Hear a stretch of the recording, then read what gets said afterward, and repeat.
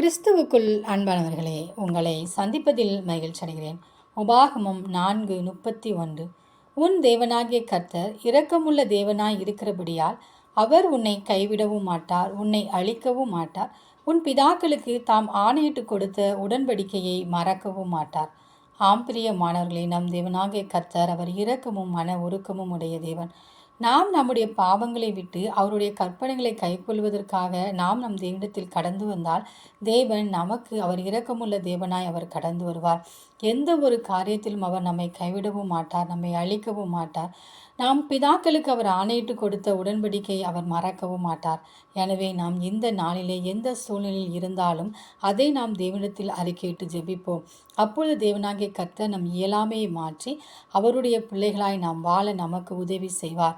நம் தேவனாகிய கர்த்தர் நாம் கடந்து செல்கிற எல்லா பாதைகளையும் நம்மோடு கூட கடந்து வந்து அவர் தம்முடைய உடன்படிக்கையை மறக்காமல் இக்கட்டான சூழ்நிலையில் நம்மை விடுதலை செய்வார்.